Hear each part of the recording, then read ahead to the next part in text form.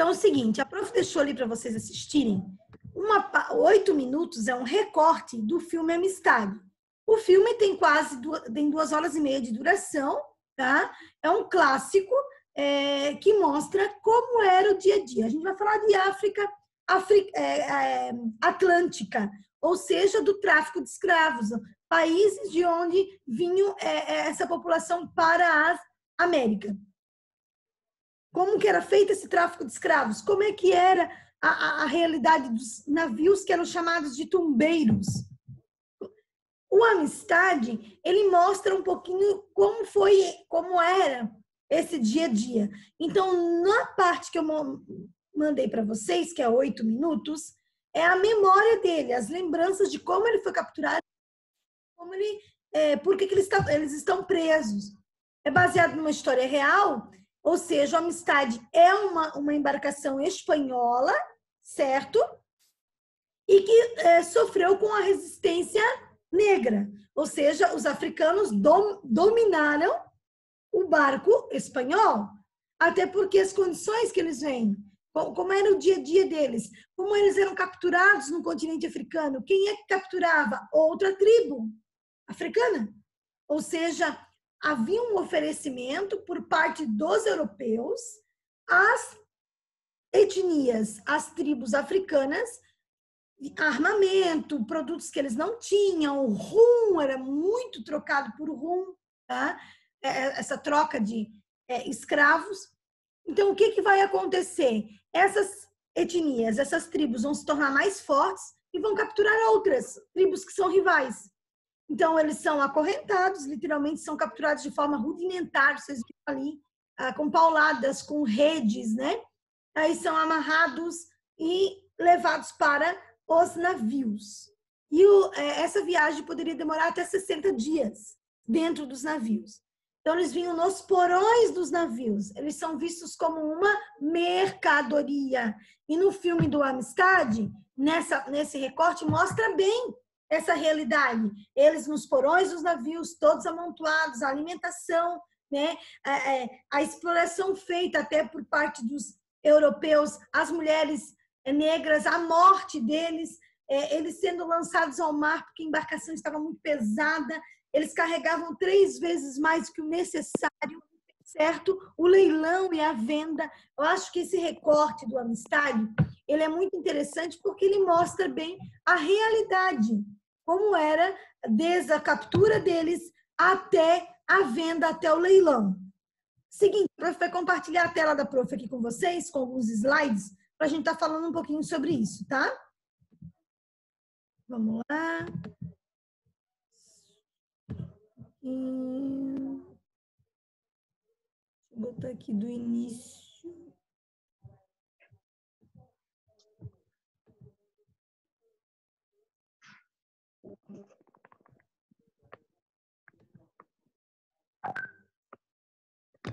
Vou pular uma partezinha aqui que não nos interessa e vou direto para a parte que para nós é interessante.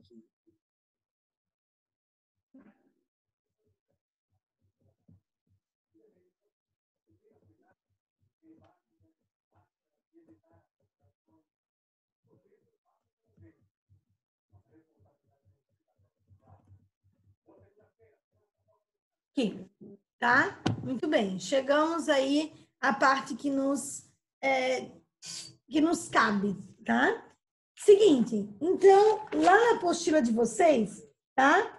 Fala o seguinte: contato entre portugueses e africanos na costa atlântica. Então, lá no mapa vai falar, na página 11, da África Atlântica, Alta Guiné, Baixa Guiné e Angola. Ou seja, todo esse território que está aqui, ó. Hoje nós temos Senegal, Guiné, Libéria, Costa do Marfim, Gana, tá? Burkina Faso, Togo, Benin, Nigéria, Camarões, Gabão, Congo, República Democrática do Congo, Angola. Todos esses países que eu falei para vocês, é essa região que eu estou falando aqui, África Atlântica, certo? Onde nós vamos ter uma grande quantidade de escravos sendo trazidos para a América. Então, olha só, essa primeira imagem mostra eles ou sendo capturados ou já chegando na América. Essa imagem pode trabalhar as duas relações. Por quê? Dentro do continente africano, quem é que capturava a população negra africana? Os próprios africanos, certo? Ou seja, tribos rivais, em troca de rum, uma bebida que não tinha para eles, armamento, produtos que eles não tinham, eles capturavam outras tribos rivais para serem trazidas pelos europeus. As condições são precárias, não importa a idade, eles preferiam, claro, mais jovens para o trabalho, tá? E crianças também, elas eram capturadas. Vinham nos navios crianças, mulheres, homens, né? Enfim. Olha só o que eu disse para vocês, que é muito importante, quero que vocês percebam. Aqui nós temos o continente africano, certo? Aqui nós temos a chamada África Atlântica, ou seja, todos os países aqui da Guiné, aí tem aqui Lagos, desce até Angola, tá? E eles chegam até Moçambique, na verdade. Moçambique já não é mais África Atlântica, porque Moçambique é banhada pelo Oceano Índico, mas eles chegam até Moçambique para trazer escravos para o Brasil. A apostila fala só da África Atlântica, ou seja, chega até Angola. Tá? Só para mostrar para vocês que eles vão até Moçambique. Moçambique é de domínio português, a língua oficial é o português, tá? Para trazer esses escravos para o Brasil. E aqui está mostrando esse tráfico de escravos especificamente para o nosso país. Lembrando que havia esse comércio, não era feito somente por portugueses, também por espanhóis, o Amistad é um exemplo disso, e por ingleses também. Então, havia um comércio aqui, chamado comércio triangular, entre América do Norte, certo? Que seriam as colônias inglesas, que faziam uma troca aqui com rum e açúcar e chegavam na África. Ou seja, essa população veio também para o país que nós conhecemos como Estados Unidos hoje. Então, aqui mostrando Pernambuco, Bahia e Rio de Janeiro, onde no Brasil nós vamos ter essa chegada massiva de negros na condição de escravos. Tem que lembrar que na região mineira também havia muita escravidão, quando foi descoberto o ouro no século XVIII. Então, no primeiro momento, esses escravos vinham para o Nordeste brasileiro, para trabalhar no açúcar. Depois, no século XVIII, se descobre o ouro. Eles saem aqui do Nordeste e vêm para a região mineira, com o ouro. E, posteriormente, para o Rio de Janeiro, para trabalhar nas lavouras de café. Então, os ciclos de exploração do Brasil são pau-brasil, depois cana-de-açúcar e mineração. Tá? Primeiro, a concentração deles é no Nordeste, depois o movimento para Minas Gerais e, posteriormente, para o Rio de Janeiro, para trabalhar no café. Quero que vocês percebam que nós vamos ter dois principais grupos no Brasil, os bantus e os sudaneses. Ou seja, eram grupos diferentes entre si. A religião islâmica chega no Brasil com a escravização.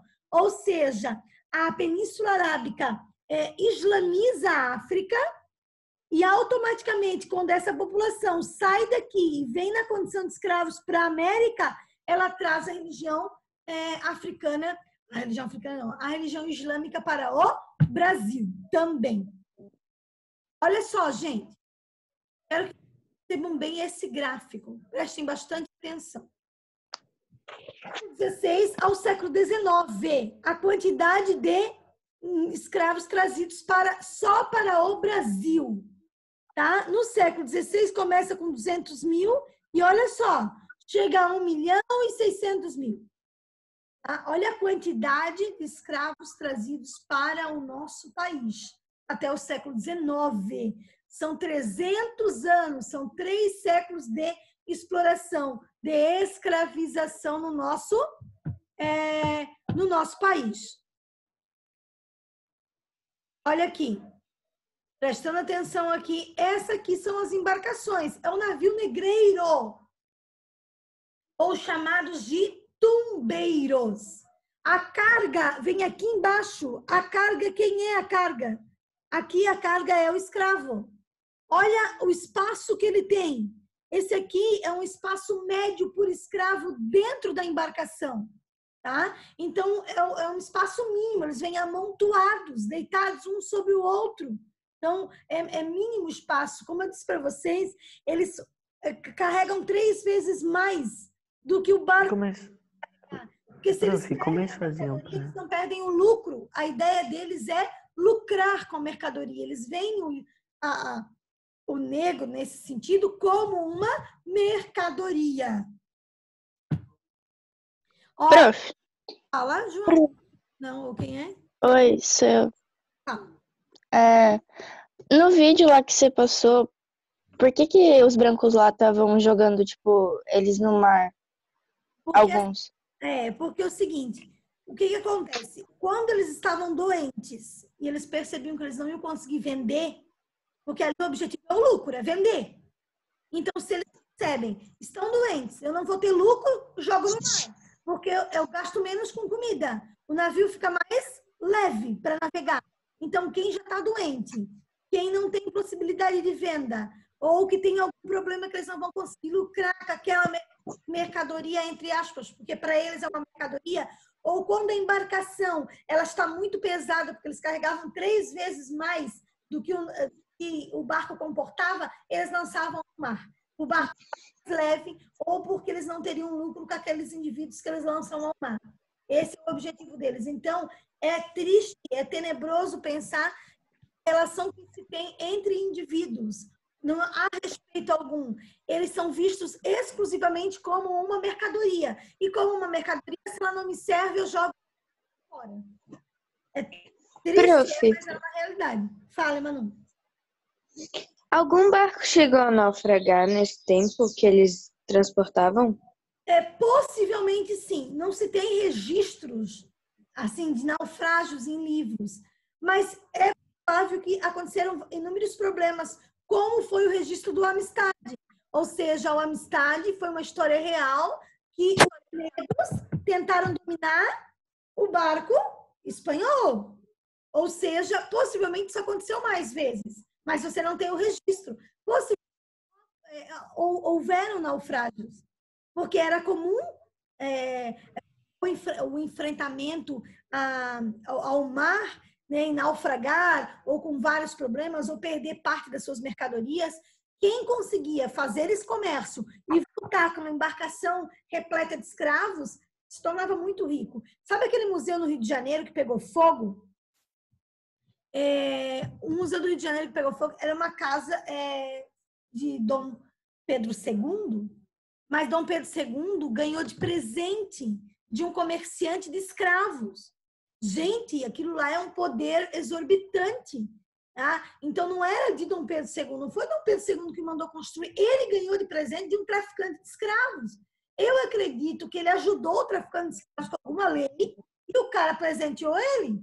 Porque ele não vai, tipo, acordei de manhã cedo, vou dar um presente para Dom Pedro II. Vou dar essa casa aqui maravilhosa, com tudo isso aqui, com esse jardim lindo e maravilhoso. É porque possivelmente ele ganhou algum benefício e aí presenteou o cara.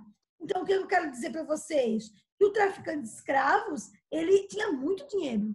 Ele tinha muita influência, porque era altamente lucrativo. É em torno de 3.000% o lucro, a venda de cada escravo. Ó. Vamos lá, continuar aqui.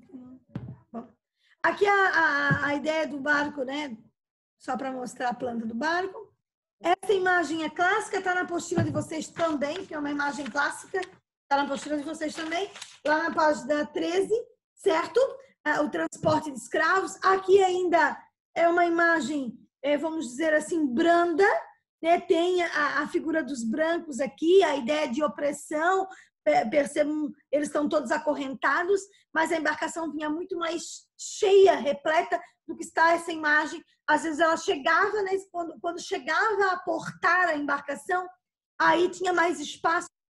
A viagem já tinha morrido muita gente, ou por tentar resistir, ou por suicídio, porque havia suicídio, se jogavam da embarcação porque pensavam que iam ser escravos, ou porque foram lançados ao mar, porque estavam doentes, né? Então, quando chegavam, já chegavam em menor quantidade próprio para venda. Então, era um leilão. No filme mostra eles lavando eles, passando um óleo, eles passavam esse óleo para dar brilho, para lustrar os seus objetos de venda. E aí eram feitos leilões. As pessoas ganhavam novos nomes. No filme também mostra isso, eles chamando para a embarcação espanhola e denominando novos nomes para esses indivíduos, tá? Que foram vendidos.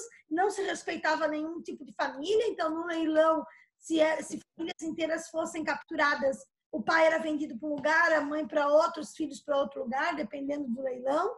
Então, não tinha essa preocupação, tá? Os filhos eram separados das mães.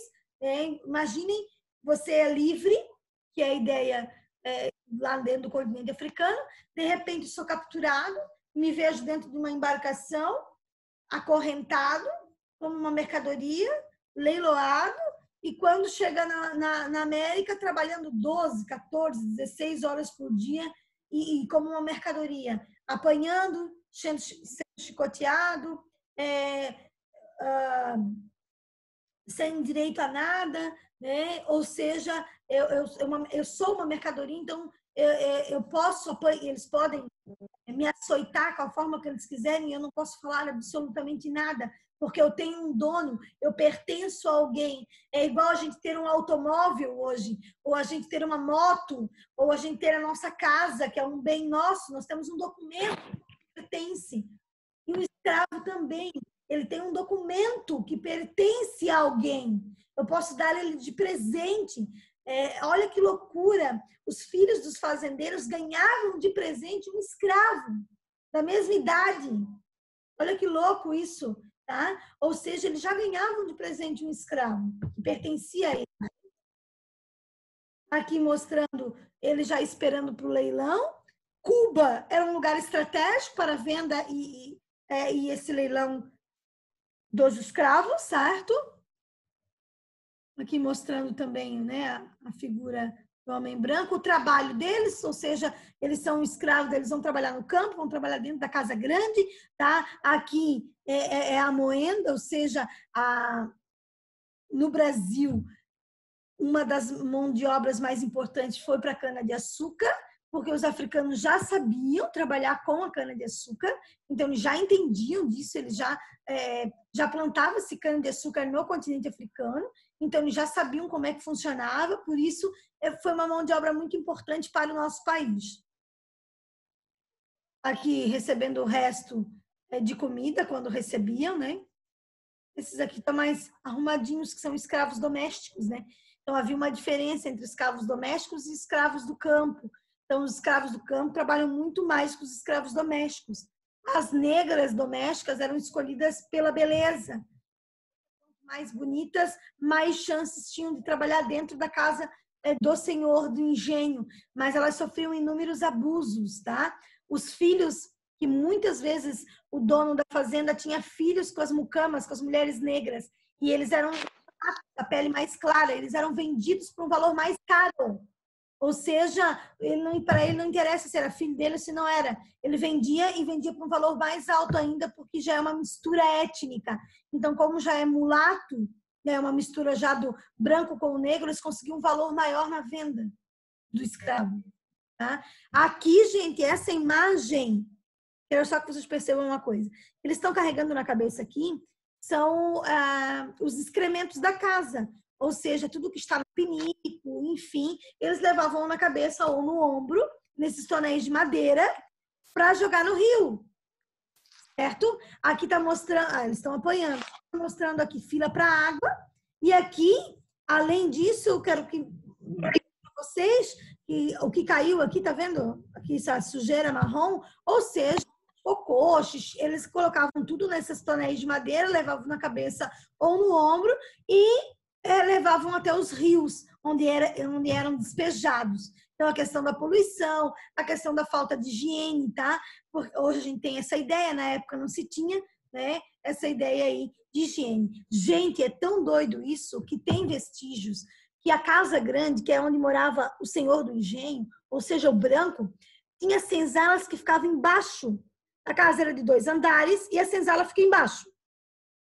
E o que acontece? A sujeira da casa aqui de cima era colocada para baixo, para a senzala. Por quê? Porque lá eles tinham que limpar, ou eles iam ficar na sujeira, ou eles limpavam. Então, tipo, os brancos não estão nem aí. Jogavam toda a sujeira lá para baixo, porque quem mora lá, quem está lá embaixo na senzala é a população negra, então, obviamente, eles vão ter que limpar, tá? Para não ficar na sujeira, para não proliferar doenças. Então, tinha essa lógica também. Embaixo da casa, no térreo, e a casa grande em cima. A maior parte delas ficava um pouco mais distante. Então, tinha a casa grande e tem a senzala, onde ficavam os negros, onde ficavam os escravos. É chão batido, as condições são precárias. Para negros que fogem, eles dormem acorrentados, tá? Aqui, buscando água, porque eles fazem todo o trabalho doméstico, todo o trabalho do campo, né? Fazem tudo. Eles são os braços e as pernas do senhor do engenho, ou seja, eles é que fazem tudo. Aqui eles fazendo a barba, tem uma imagem aqui. Ó, eles acorrentados, tá vendo? Ó, trabalhando. A figura do homem branco aqui fiscalizando. Aqui já no minério, ou seja, eles trabalhavam no campo, na cana-de-açúcar, eles trabalhavam no café, eles trabalhavam nas casas, eles construíam as casas, eles construíam as ruas, eles fabricavam os tijolos, eles fabricavam tá? E eles trabalhavam na mineração também. Aqui é a descoberta do ouro, havia muito ouro de aluvião, o ouro de aluvião é o ouro na beira do rio, tá, gente, no Brasil? Então, eles encontravam pepitas grandes de ouro na beira do rio, e aí trouxeram muitos escravos para trabalhar no ouro. Ó, os castigos. A palmatória, certo? Era um dos castigos. E tinha palmatória. Abre a mão para bater. A palmatória foi usada até na década de 40 no Brasil, até na escola. Mas eles faziam a palmatória com a mão virada na época dos escravos. Porque dói muito mais dessa forma do que dessa forma.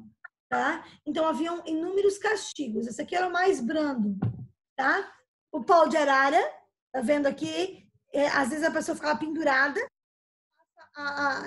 a madeira aqui por baixo das pernas e os braços ficam aqui também amarrados. E eles podiam ficar por dias assim, ou pendurados numa madeira numa estrutura maior, certo? Ou horas apanhando, o objetivo não era matar ele, era que ele servisse de exemplo, porque se alguém tentasse fugir, fazer a mesma coisa que ele, ou desobedecesse, ele serviria de exemplo. Lá atrás tem alguém preso numa árvore sendo açoitado. Percebam que aqui é uma figura branca e lá é um negro, açoitando outro negro. Em inúmeras situações, os capatazes, ou seja, quem cuidava dos negros, cuidava em sentido assim, fiscalizava, eles escolhiam um negro, né, para fazer esse serviço, o que despertava muito ódio do restante do. Poxa, ele é negro como eu, está me açoitando. E ele querendo uma melhor condição de vida, né, uma vida um pouquinho melhor para não ser escravo, ele acabava aceitando esse trabalho de capataz, ou seja, de fiscalizar o trabalho dos escravos, né? Então, poderia ser um homem branco, mas poderia ser um homem negro também. Só aí, se duvidar, já dava para revidar e sair correndo. Olha aqui, gente. Tá? Então, os açoites poderiam ser feitos da cintura para baixo ou poderia ser feito da cintura para cima.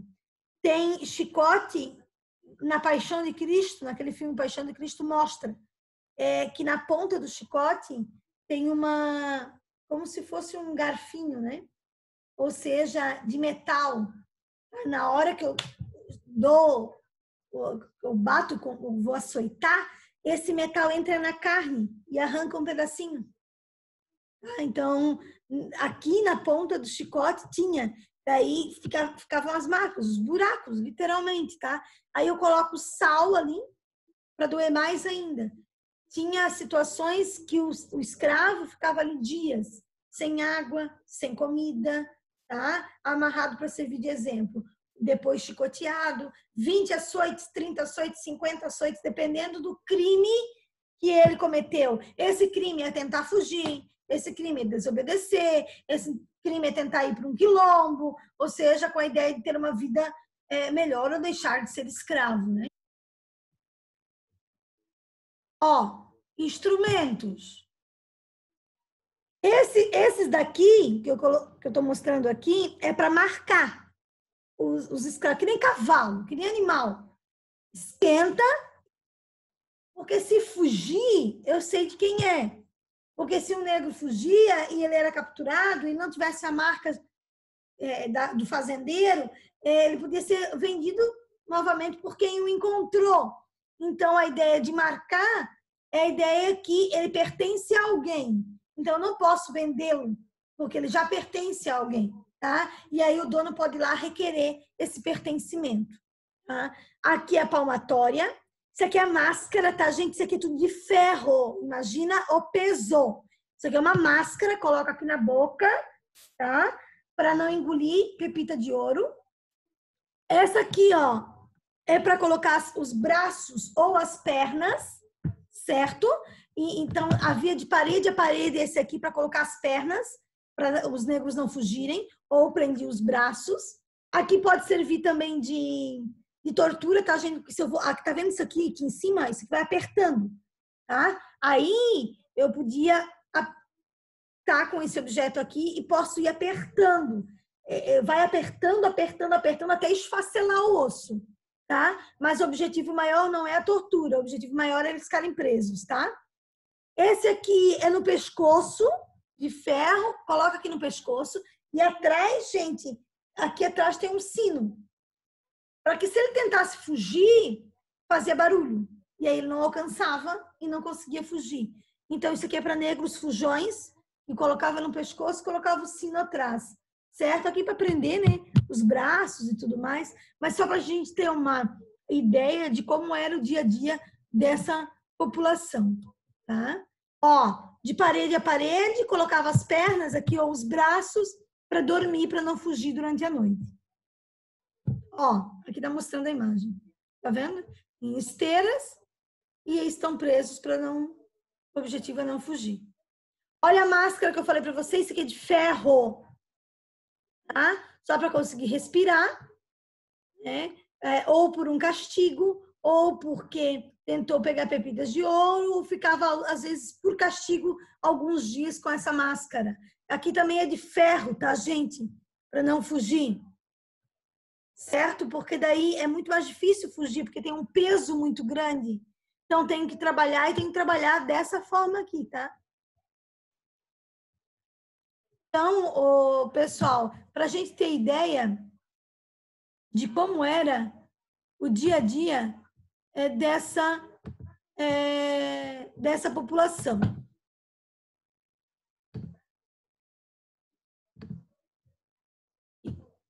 Certo? Então, as condições eram essas, né? Desde o tráfico de escravos até o trabalho deles nas fazendas. Beleza? Entenderam até aqui, galera? Sim? Ok? Ó, então tá bom. João. Agora... Não, e assim... A expectativa de vida de um escravo era 35 anos. Eu já estava morta, né? 37, passei da expectativa de vida. Então, a expectativa de vida deles era curta. Depois que eles eram vendidos, eles duravam em torno de 5 a 6 anos depois da venda, pelo nível de trabalho. Ou seja, a partir do momento que ele era comprado, ele tinha aí uma durabilidade de 5, 6 anos, em média, por conta do trabalho, tá? do trabalho excessivo. Então, eles não estão interessados. Eles matavam eles. Não, eles pagaram pelo cara. Eles vão açoitar, eles vão fazer com que ele se sirva de exemplo, mas o objetivo deles não é matar aquela mercadoria, porque senão eles vão perder o dinheiro que eles investiram. Aí, exemplo, volta a trabalhar. Entendeu? Porque eles pagaram e era um valor considerável. Quem é que tinha escravo? Quem tinha muito poder aquisitivo. Tá? Certo, amores? Olha aqui, ó. De tarefa. Vai ficar para vocês de tarefa. Aqui, deixa eu ver. A página 10, mas que é bem tranquila. Certo? e a página 14. Página 10 e página 14 de tarefa para, tá? Página 10 e 14 a gente volta, corrige, para falar algumas coisas que são importantes na prova final. Certo? Amor? Onde é que é a 10? Oi? A página 10. A Página página 10. 10 tem interpretando documentos. É só uma questão. Na página Ah, tá, para sublinhar, tá. documentos e a página 14, sabe? E que também é interpretando documentos. Certo, amores? Um beijinho para vocês. Né? Uma ótima semana para nós, né? Que estamos iniciando aí segunda-feira. Né? Muito obrigada por ficarem comigo esses 2 tempos. O primeiro e o segundo tempo da nossa aula aí, com um intervalinho comercial entre elas. Certo? Um beijinho, ó. Até a próxima aula, tá? Galerinha. Tchau, tchau.